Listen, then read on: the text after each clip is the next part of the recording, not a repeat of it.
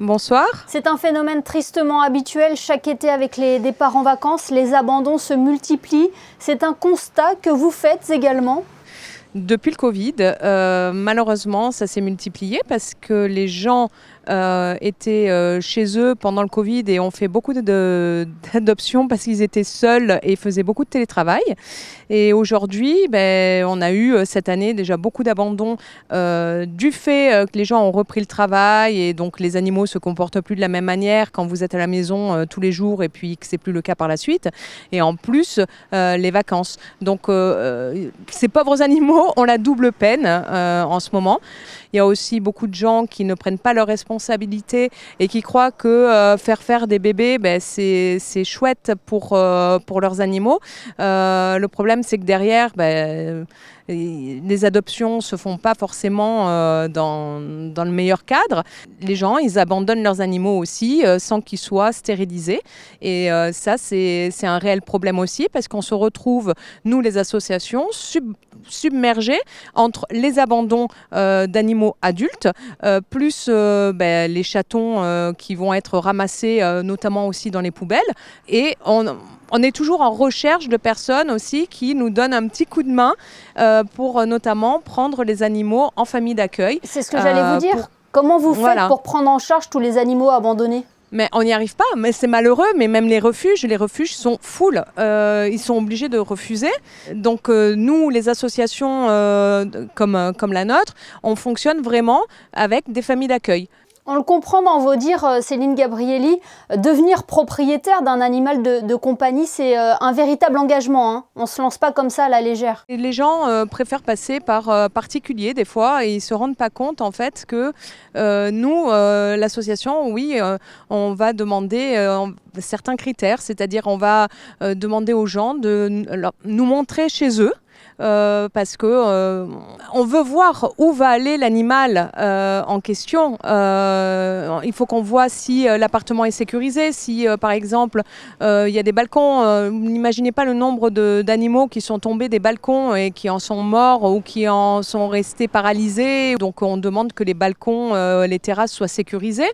Donc on fait en sorte que les personnes prennent aussi la responsabilité de se dire je veux un animal, mais oui d'accord, vous avez eu d'autres animaux, on le conçoit, vous savez vous occuper d'un animal, mais il faut quand même des fois remplir certaines règles pour s'assurer de la survie de son animal, hein, malheureusement, hein.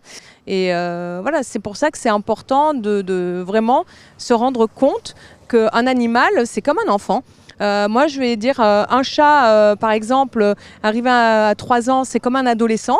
Et un chien, ça reste un enfant tout le temps. Donc, il faut au final, la même surveillance pour un animal que pour un enfant. Je pense qu'on a un réel problème aujourd'hui, c'est de comment les gens se comportent envers les animaux de manière générale et c'est ce qui pose un petit peu problème, c'est de ne pas réaliser que l'animal c'est pas juste une chose, parce qu'on est sorti de ça, heureusement aujourd'hui on en est sorti. On parlait tout à l'heure des départs en vacances, des abandons pendant les départs en vacances. Pourtant, il existe des solutions pour faire garder son animal, les pensions par exemple. Il y a les pensions qui sont souvent pleines aussi, hein, mais il y a les pensions. Alors là, c'est pareil, c'est un coût et les gens, ils ont un petit problème aussi quand il faut mettre la main au porte-monnaie. Pas tout le monde veut le faire. Voilà. Vous avez des sites internet aussi pour les pet-sitters qui proposent de récupérer l'animal chez eux, de s'en occuper ou sinon de venir eux chez vous. Donc des solutions, il y en a. Pour ceux qui veulent, il y en a des solutions. Après, c'est des solutions de facilité et c'est là-dessus qu'on se bat un petit peu au quotidien, même beaucoup. Et on en revient donc à la responsabilité de l'engagement lorsque l'on a un animal de compagnie. Vous savez, le problème, c'est aussi que certains animaux, c'est comme les enfants. J'en reviens encore à faire un comparatif qui plaira peut-être pas à certains, mais c'est malheureusement c'est quand même égal un petit peu à ça. C'est-à-dire que les enfants, ils ont leur caractère. Il y en a, ils vont pas faire tout comme on veut. Ils vont faire des bêtises. Ou quoi. Ben, les animaux, c'est pareil. Oui, et il y a des gens. Ben, l'animal reste un membre de la famille. Hein. Il est considéré comme tel quand on a un animal de compagnie. Mais normalement, oui. Normalement, pour moi, oui.